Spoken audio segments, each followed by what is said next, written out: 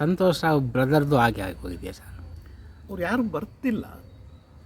ಏನಾಗುತ್ತೆ, ಮಾತಾಡ್ತಾರೆ ಅಥವಾ ಒಂದು ಯಾವುದೋ ಒಂದು, ಈಗ ನೀವು ಇಂಟರ್ವ್ಯೂ ಮಾಡಿದ್ರೆ ಮಾತಾಡ್ಬೋದು ಏನೋ ಒಂದು ಸ್ಫೋಟಕವಾದಂಥ ಮಾತುಕತೆಗಳು ಅಂತ, ಅದರಿಂದ ಏನೂ ನ್ಯಾಯ ಸಿಗಲ್ಲ.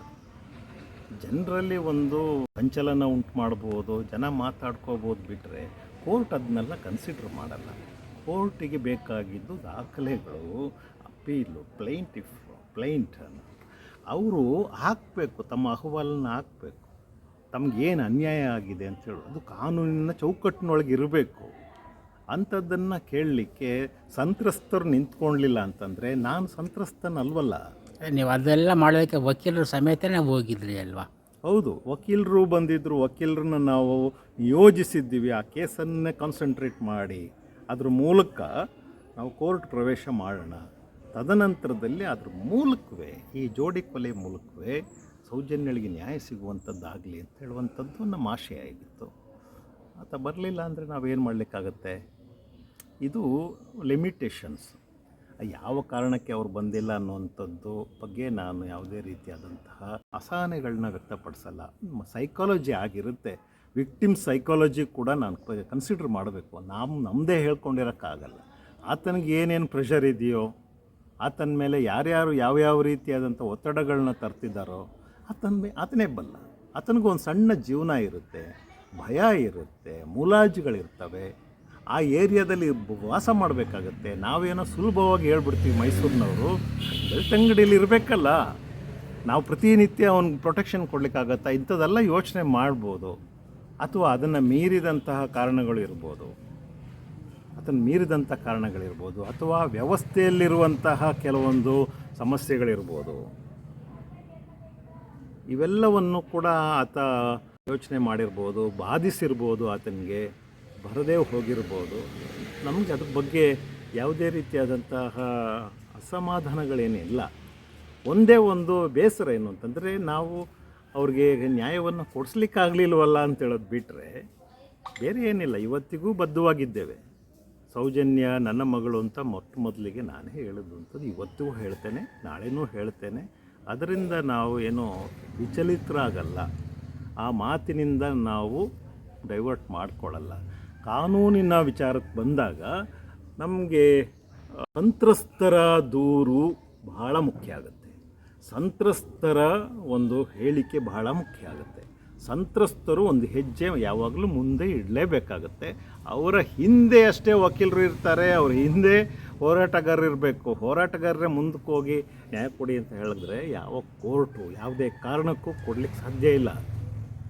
ಯಾವುದೇ ಕಾರಣಕ್ಕೂ ಕೂಡ ಆಗಲಿಕ್ಕಿಲ್ಲ. ಅಂಥ ಪ್ರಳಯ ಆದರೂ ಕೂಡ ಕೋರ್ಟ್ ಅದನ್ನು ಕೇಳಲ್ಲ. ಇಡೀ ದೇಶವೇ ಉಲ್ಟಾ ನಿಂತ್ಕೊಂಡ್ರೂ ಸುಪ್ರೀಂ ಕೋರ್ಟ್ ಅಲ್ಲಾಡಲ್ಲ.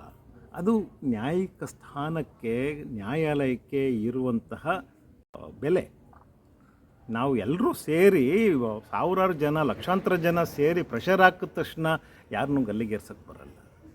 ನ್ಯಾಯ ಅಂತ ಹೇಳುವಂಥದ್ದು ನಿಂತಿರೋದೇ ಆ ಕಾರಣಕ್ಕೋಸ್ಕರ. ಇಲ್ದಿದ್ರೆ ಬಲಶಾಲಿಗಳು ಇಷ್ಟೊತ್ತಿಗೆ ಗಲಾಟೆಗಳು ಮಾಡಿ ಯಾರ್ಯಾರನ್ನೋ ನೇಣು ಹಾಕಿಸ್ಬಿಡ್ತಿದ್ರಲ್ವ.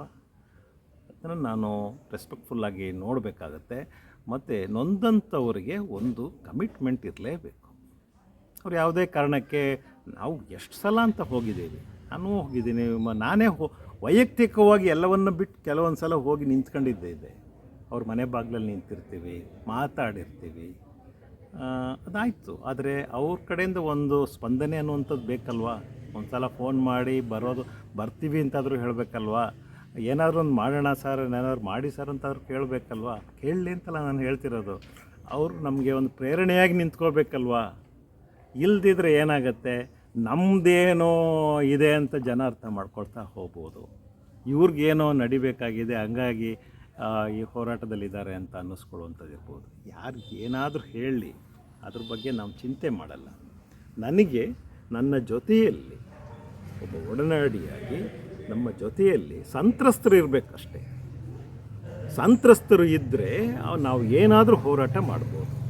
ಸಂತ್ರಸ್ತರೇ ಇಲ್ಲ ಅಂತಂದರೆ ಯಾವ ರೀತಿಯ ಹೋರಾಟವೂ ಕೂಡ ಫಲಪ್ರದ ಆಗಲ್ಲ. ಸಂತ್ರಸ್ತರೇ ನಾವು ಮುಂದೆ ನಿಂತ್ಕೋಬೇಕಾಗತ್ತೆ. ಅವರ ಬೆನ್ನು ಕಟ್ಟಿ ನಮ್ಮ ಹೋರಾಟಗಳು ಹೋಗಬೇಕೇ ಬಿಟ್ಟರೆ ನಮ್ಮ ಹಿಂದೆ ಸಂತ್ರಸ್ತರು ಬಂದರೆ ಕೋರ್ಟ್ನಲ್ಲಿ ಯಾವುದೇ ರೀತಿಯ ಉತ್ತರಗಳು ಅವರಿಗೆ ಸಿಗೋಲ್ಲ. ಸಂತ್ರಸ್ತರ ಮುಂದೆ ನಿಂತ್ಕೊಂಡ್ರೆ ನಾವು ಏನು ಬೇಕಾದರೂ ಅನುಭವಿಸ್ಬೋದು. ಏನಾದರೂ ಹೇಳಲಿ, ಜಗತ್ತು ನಮ್ಮ ಬಗ್ಗೆ ಏನಾದರೂ ಹೇಳಲಿ, ಕಳ್ಳ ಅಂತ ಹೇಳಲಿ, ಸುಳ್ಳ ಅಂತ ಹೇಳಲಿ, ಜಾತಿ ಹಿಡ್ಕೊಂಡು ಬೈಲಿ, ಧರ್ಮ ಹಿಡ್ಕೊಂಡು ಬೈಲಿ, ನಮ್ಮ ಹಿನ್ನೆಲೆಗಳನ್ನೆಲ್ಲ ಜಾಲ ಆಡ್ಕೊಂಡು ಹೋಗಲಿ, ನಾವು ಅದನ್ನು ಏನು ಈಗೋ ಮಾಡ್ಕೊಳ್ಳೋದ್ರಲ್ಲಿ, ಅಹಮ್ಮಾಗಿ ತಗೊಳ್ಳೋಂಥದ್ರಲ್ಲಿ ಏನೂ ಅರ್ಥ ಇಲ್ಲ. ನಾವು ಯಾವತ್ತೂ ಅದಕ್ಕೆ ಮಣಿಯೋದು ಇಲ್ಲ. ಆದರೆ ನಮ್ಮ ಜೊತೆ ಸಂತ್ರಸ್ತರು ನಿಲ್ಲದಿದ್ದರೆ ನಾವು ಏನು ಮಾಡಲಿಕ್ಕೆ ಸಾಧ್ಯ ಇದೆ?